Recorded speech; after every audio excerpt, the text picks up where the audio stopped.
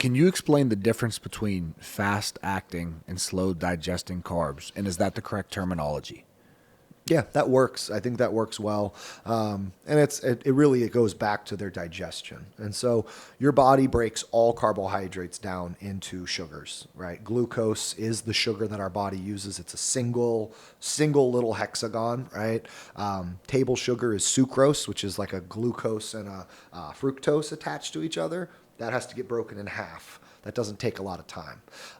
Then you go from what are called monosaccharides, which is basically our body's fuel. Those are disaccharides, which get cleaved to make the monos. You then have what are called oligosaccharides, which are like 3 to 10 sugar chains. Those break down a little bit faster. And then you have clusters that get bigger and bigger and bigger, all the way up until you get to fibers, which are super complex. They're hundreds and hundreds of little sugar chains all clustered together.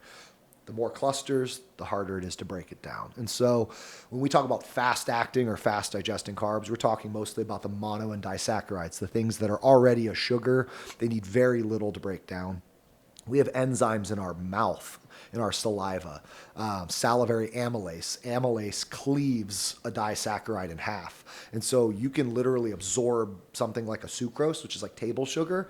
You can start to absorb it in your mouth. By the time it gets into your intestine, it's absorbing. Some of it's already absorbed. And so that's fast. It's to the bloodstream within minutes. You go all the way to something like an oatmeal, right? Oatmeal is a blend of complex carbs and fibrous carbs. It can take 3 hours to break down oatmeal.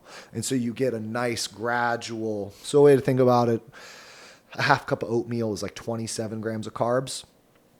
A serving of Skittles is 27 grams of carbs. If you eat a serving of Skittles, those carbs are in your bloodstream in less than 15 minutes, all 27 grams right there. You eat a half cup of oats, that 27 grams is over 3 hours. You're getting 7 grams an hour, 8 grams an hour. And so that's the difference, is the timeline. You want a blend of the two, especially after a workout, some to hit it right there, and then some to keep you stable for the hours after. Okay, great. So should these be used strategically, these two different types of carbohydrates? Yeah, absolutely. The simple ones are surrounding exercise and during exercise. The complex ones are at the rest of the day to stabilize you.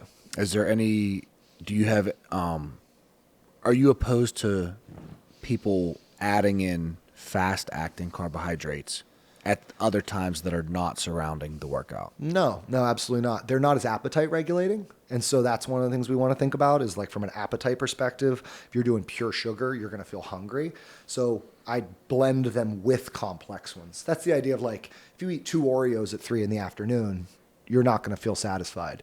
If you eat 3 Oreos with an apple and some peanut butter and a cheese stick, all of a sudden you feel a lot more full. And so we want to mesh them with other things.